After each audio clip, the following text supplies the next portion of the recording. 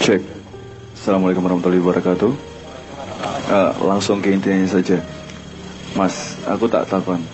Apakah demo itu salah satu bentuk gotong royong? Demo. Karena kalau kita lihat, kalau pengamatan saya sendiri ya, gerakan massa dari tahun 98 sampai sekarang, itu kan energinya beda. 98 itu sangat kuat dan hampir semua elemen itu terjun gitu loh. Kalau kita lihat demo sekarang, kayak terakhir saya ngamatin demo tentang RUU KPK, itu kan hanya bertahan berapa minggu. Habis itu blas, hilang gitu loh. Ya kan? Terus dan saya demo soal agama dan segala macam segitu banyaknya massa, itu kan nggak menimbulkan efek apa-apa gitu loh. Hanya unjuk kekuatan, pamer ya popularitas dan segala macam gitu loh. Nah, itu apakah gotong royong itu bisa dalam bentuk demo? Tapi pertanyaan saya adalah kenapa energinya sangat-sangat berbeda gitu loh. Kok lebih gampang capek mahasiswa-mahasiswa sekarang? Kebetulan saya lagi deket juga sama mahasiswa di Cirebon dan sering ngobrol sama mereka gitu loh. Ketika mereka demo pun ya sebenarnya nggak tahu permasalahannya apa. Rame-rame, wis bakar ban, habis itu selesai dan gitu. Dan itu nggak menyelesaikan masalah sama sekali gitu loh. Nah, energi mereka ya ketika sudah ngerasa mentok, alah ya wis gitu loh, selesai gitu loh. Dan itu pun kalau menurut saya itu terjadi di mana-mana. Demo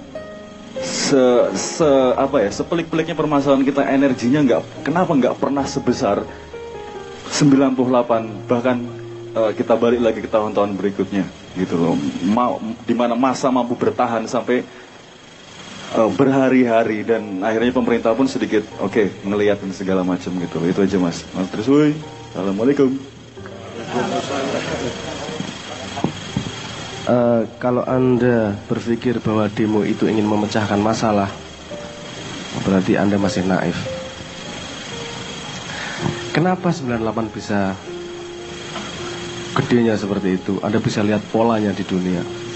Kalau musuhnya adalah satu musuh bersama, gelombangnya akan besar. Itu biaya logistiknya mengerikan, Mas. Jagain orang 10.000 kasih makan sehari 3 kali. Terus Anda pikir yang demo-demo itu punya duit beneran buat 10.000? Pasti ada di belakangnya urusan logistik, urusan manage siapa ke depannya, tekniknya gimana, siapa kemana dan seterusnya. Habis itu ada mastermind-nya juga, ada banyak langkah ke situnya. Di Indonesia demo sampai saat ini setahu saya masih untuk panggung berjoget, panggung karnaval sampai saat ini. Karena tidak banyak yang betul-betul menguasai masalah. Senang rame-rame karena sudah merasa berbuat. Itu urusan pengen memenuhi hormon serotonin di dalam dirinya saja. Kalau enggak enak hatinya. Teman-teman, aku tak berbuat lah sebisa mungkin. Pokoknya orang ngerti, pokoknya mangkat. Padahal rakyat itu adalah kekuatan yang sangat-sangat besar.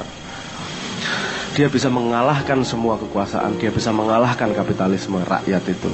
Cuman masalahnya rakyat itu cair, tidak bisa dipadatkan untuk menjadi kekuatan. Tidak mudah. Kalau dia menjadi satu aliran, semua habis sama rakyat.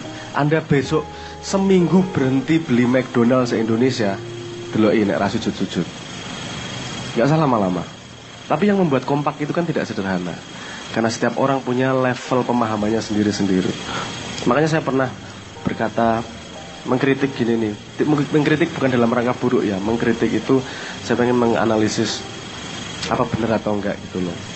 Saya waktu itu pernah mengkritik revolusi mental. Saya bukannya nggak setuju, saya senang banget kalau bisa terjadi revolusi mental. Tapi sepengetahuan saya sepanjang sejarah yang ada di dunia yang pernah saya baca, tidak pernah terjadi revolusi mental tanpa didahului oleh darurat nasional yang dipahami oleh semua orang. Harus ada daruratnya dulu nih. Bom Hiroshima Nagasaki, Black Plague, bubonic plague di Eropa yang membunuh 6 juta orang sehingga terjadi Renaissance, Great Sting di London, segala macam banyak macam-macam. Pasti ada darurat yang semua orang paham dulu. Terjadi revolusi mental langsung semuanya. Karena semuanya merasakan harus berubah bersama-sama. belum ada yang revolusi mental langsung dipimpin sama pemerintah. Ngene, wong nyun sewu ngomong ya. Pemahaman saya semua nabi itu pengen merevolusi mental dan tidak ada yang bisa melakukannya hanya dengan sekejap. Kalau Islam itu startup, Kanjeng Nabi di Mekah itu 13 tahun startupnya punya user 236 paling, nggak lebih. Startup Islam lah, katakanlah gitu. Kan sedih banget tuh, 13 tahun. Tapi kan revolusi mental memang tidak pernah dilakukan dengan lambat, metodologinya harus jelas. Tapi setelah saya dijelaskan detail langsung, ternyata memang selipnya pada penerjemahan revolusi mental tersebut. Maksudnya sebenarnya bukan yang jadi pendidikan karakter apa segala macam itu kan nggak, menurut saya nggak beres. Nah gini, sekarang kenapa energinya beda? Karena sekarang arusnya tidak jelas, Mas. Sekarang siapa lawan siapa? Kita kan masih orang lawan orang lagi nih, belum orang melawan masalah nih. Ini sekarang masih bertahan loh. Oligark melawan oligark, saya nggak perlu nyebut lah. Anda tahu oligark mana lawan oligark mana, punya kesempatan sendiri bikin oligark lagi. Anda lihat tahun 2024, kalau permainannya sama seperti ini, jorok ya mesti rakaruan. 2019 saja Anda merasakan Twitter seperti, ya Allah, trending topiknya tiap hari kan menyenangkan banget. Tiap Jumat, Prabowo Jumatan kemana?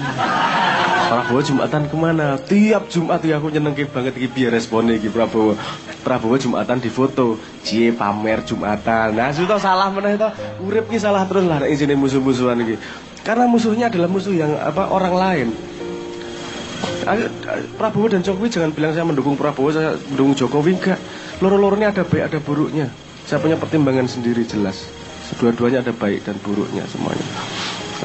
Yang penting kan semua setuju siapa yang harus memimpin. Nah cuman masalahnya, lihat perang kemarin, perangnya adalah popularitas. Saya tidak menemukan diskusi esensi di ruang publik. Ono sing bahas program ekonomi, ono sing bahas manifesto tentang pendidikan piye. Ora sing ngomong apa sebenarnya sapuan-sapuan nggak jelas, populis saja. Itu yang membuat saya ekspor doer presidennya Petro ya urusan lah. Sampai kayak gitu, karena saya tidak menangkap esensi gimana sih sebenarnya mau menjawab masalah.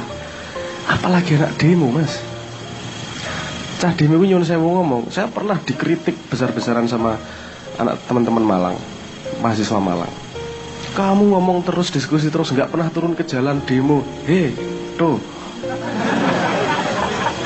Kamu harus tahu betul problem sebelum kamu turun ke demo. Saya kasih contoh di di Surabaya, demo mau naikin UMR, bagus atau buruk? Bagus, naikin UMR bagus ya. Jelas naikin UMR kok membuat orang lebih sejahtera. Lihat setahun apa yang terjadi. Industri menengah tidak bisa bayar, sehingga dia harus keluar dari Surabaya, milih pindah bisnis jadi importir. Produksi berkurang, pengangguran meningkat karena demo yang sangat mulia yang namanya meningkatkan UMR. Belajar sejarah toh.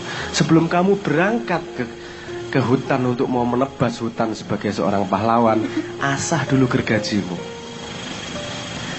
Jangan berangkat ke hutan dengan golok yang ketul, tumpul. Asah dulu, belajar dulu. Ketahui benar-benar sehingga sehingga kamu tidak hanya menjadi boneka dari kepentingan yang lebih besar. Kamu daulat menjadi dirimu. Mak iya ki pokok-pokok yang ini rano sing biayai, dan dari 7 orang pakai uplik itu tadi. Kita cuman sederhana nggak pengen manen, kita panennya nanti gampang. Kalau kita semua menjadi orang yang daulat, jelas dah panen akan dengan sendirinya. Karena kita berharap yang panen bukan hanya kita, tapi anak cucu kita dan seterusnya yang panen. Dan ngono.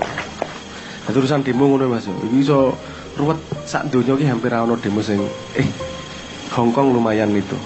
Lumayan apa senenge? Organik. Tapi memang supporter yang berduit juga ada untuk memanage itu semua. Yang Indonesia, gue biasanya ono sing bayari, munggah, joget, ya oke, diwawancarai selesai, cuman gitu. Menurut saya ya tidak merendahkan, tapi kurang tajam itunya, goloknya gitu aja.